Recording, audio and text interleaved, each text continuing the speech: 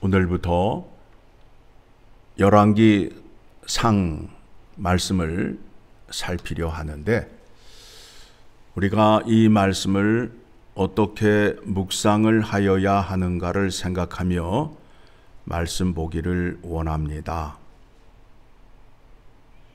다윗을 통하여 이스라엘은 강대국이 되었습니다.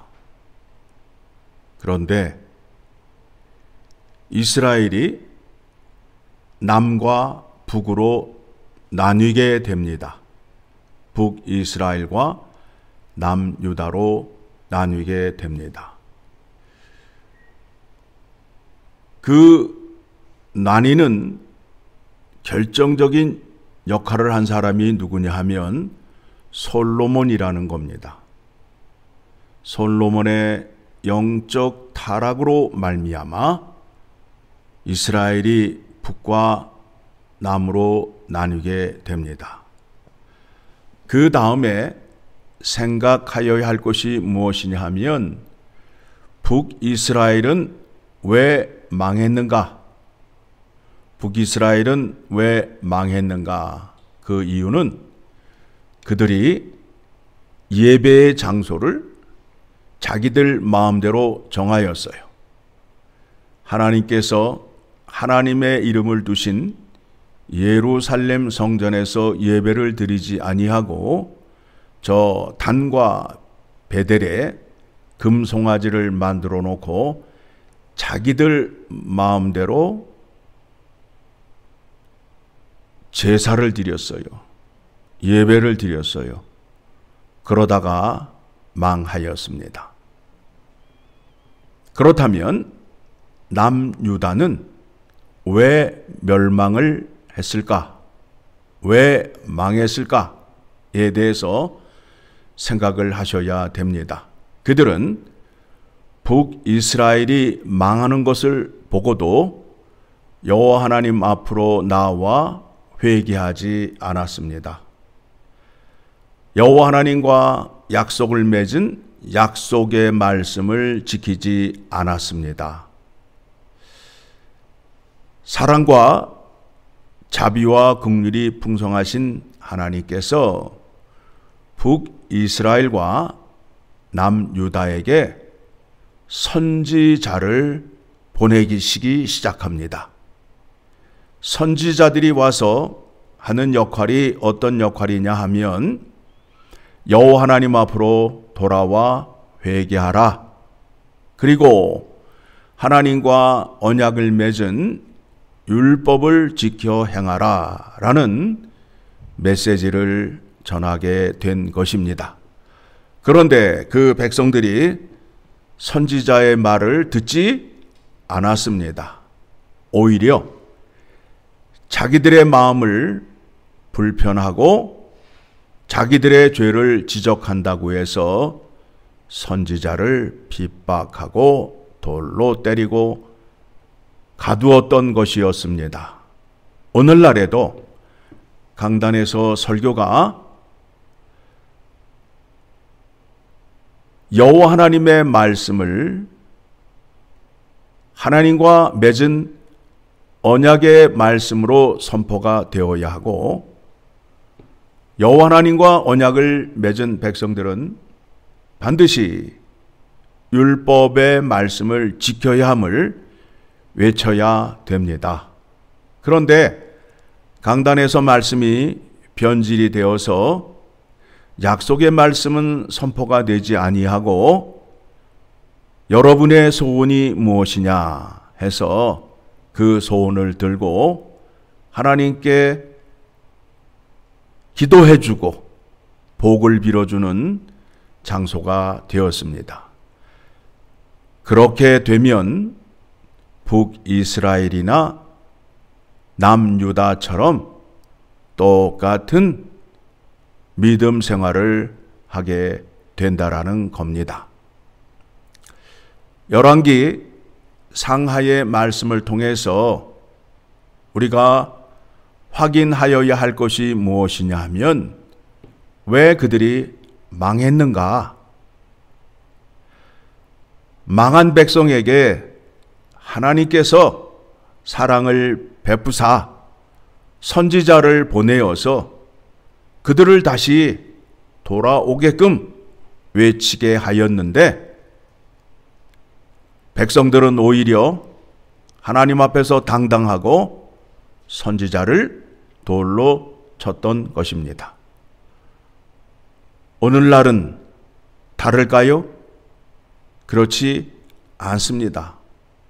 오늘날도 그때의 백성이나 지금이나 똑같습니다. 그러한 백성들을 사랑하셔서 예수 그리스도를 보내주시고 그들의 생명을 구원하여 주셔서 나의 백성, 나의 자녀로 삼아주셔서 나와 맺은 언약을 굳게 지킴으로 인하여 언약의 백성, 거룩한 백성이 증거되기를 원하시는 하나님이십니다. 그런데 많은 사람들이 하나님과 맺은 언약의 말씀은 기억도 못하고 지키려 하려는 의지도 없고 오직 하나님의 능력으로 자기의 욕망을 이루고자 하는 자리에 이르기를 원하는 마음으로 신앙생활을 하고 있는 것이 오늘날 교회의 형편입니다. 이 말씀을 통해서 하나님 앞에서 회개하고 깨달음으로 하나님께 더욱더 사랑받는 우리 모두가 되기를 간절히 소망합니다. 열왕기상 1장의 말씀을 보게 되면 다윗이 나이가 들었습니다. 그래서 이제 이 땅에 있는 모든 사람들이 떠나는 길, 이 세상을 떠나는 그 일을 앞두고 일어나는 일입니다. 그런데 문제는 왕의 후계자를 지명하지 않았다는 것입니다. 왕이 후계자를 지명하지 않게 되면 나라의 국정에 큰 혼란이 일어남을 오늘 말씀을 통해서 확인할 수 있게 됩니다. 다윗이 노쇠하여 병상에 누워 죽을 날을 기다리니까 그 밑에 있는 신하들이 벌써 자기들의 판단으로 왕을 세우려 하였고 또 그 일이 자기들의 생각대로 되지 않음을 오늘 말씀을 통하여 확인할 수 있게 됩니다. 왕은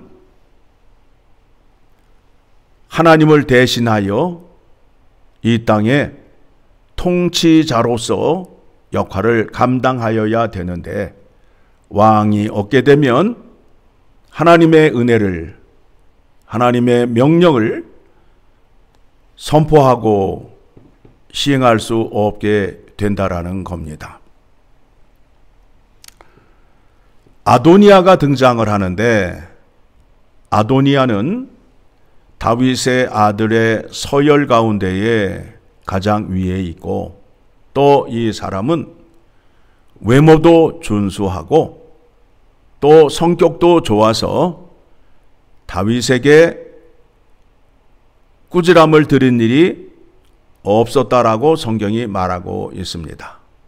그런데 아도니아가 스스로 높아져서 내가 왕이 되고자 하는 마음을 갖게 되었습니다. 그 밑에 신하들이 아도니아와 함께 아도니아를 왕으로 세우는 일을 하게 됩니다. 그때에 하나님의 선지자 나단이 다윗에게 이르러 밖에서 일어나는 일들을 아뢰므로 인하여 다윗이 내가 사랑하는 아들 솔로몬이 왕 위에 오를 것을 명령합니다. 그래서 솔로몬이 이스라엘의 왕으로 오르게 되는 장면이 열왕기상 1장의 말씀입니다. 말씀을 통해서 확인하는 것이 무엇입니까? 하나님이 세우려 하는 나라는 사람의 생각과 사람의 뜻으로 이루어지는 것이 아니라 전적으로 하나님의 생각과 하나님의 뜻으로 이루어진다라는 겁니다. 하나님이 원하시는 자, 하나님 마음에 합한 자를 택하신다라는 겁니다. 자, 오늘 말씀을 통해서 우리가 확인하고 깨달아야 할 것이 무엇이냐 하면 믿음이라는 것은 우리의 열심으로 믿는 것을 말하는 것이 아니라 하나님께서 뜻을 세우시고 행하시는 일과 하시려는 일을 믿는 것임을 확인하셔야 됩니다. 그래서 하나님 앞에서는 우리의 생각과 우리의 고집을 필 수 없다라는 겁니다. 그래서 주님께서 말씀을 주셨지요. 그런즉 너희는 먼저 그의 나라와 그의 의를 구하라. 그리하면 이 모든 것을 더하시리라. 무슨 말씀입니까? 하나님의 율법을 잘 알고 지켜 행함으로 인하여 나라가 더욱더 부강해지고 택한 백성들이 하나님의 인도하심과 보호하심 속에서 은혜와 평강을 누리며 살 수 있게 된다라는 겁니다. 그래서 교회의 머리가 예수 그리스도가 되셔서 지체에게 말씀을 하시는데 명령을 합니다. 머리가 지체에게 명령을 하지요. 팔에게 명령을 하지요. 그러면 이 팔은 다리의 명령을 받아서 움직이는 것이 아니라 머리의 명령을 받아 움직이는 것과 같이 교회 안에 있는 신자들은 예수 그리스도의 말씀에 순종을 하여야 된다라는 겁니다. 자, 머리의 명령을 따라서 손이 움직이게 되면 영양분이 공급이 되고 근육이 더욱더 강해짐을 알 수 있습니다. 여러분, 팔을 사용하지 않고 가만히 이렇게 내버려 두게 되면 이 팔은 어떻게 돼요? 점점 약해지고 힘이 없잖아요. 그런데 머리의 명령을 따라서 팔이 부지런히 움직이고 운동을 하게 되면 어떻게 돼요? 팔이 강해지는 것과 마찬가지로 예수님께서 우리들에게 명령한 것을 행할 때에 우리의 믿음이 영육간에 강건해진다라는 겁니다. 그런데 우리의 기도는 어떻게 기도를 하고 있습니까? 모든 계획과 뜻과 행하심을 다 주님께서 해주시고 그저 주님이 다 만들어 주신 거 우리에게 그저 떠먹여 주시옵소서라는 믿음을 갖고 있다고요. 움직이지를 않아요. 말로는 주여 주여를 열심히 하는데 주님의 말씀이 무엇인지 그 말씀대로 행하려는 의지가 전혀 없다라는 겁니다. 하나님의 말씀을 듣고 생활 속에서 행하는 것이 그게 믿음의 생활입니다. 믿음이 생활의 습관이 되어서 습관으로 나타나는 것이 믿음의 생활이라는 겁니다. 그러한 믿음이 우리에게 있을 때 하나님께 영광을 올려드릴 수 있고 우리에게 약속된 복이 있음을 기억하시고 오늘도 하나님의 뜻을 구하시고 하나님의 말씀에 따라 순종하는 믿음을 달라고 간절히 구하는 여러분 되시기를 소망합니다.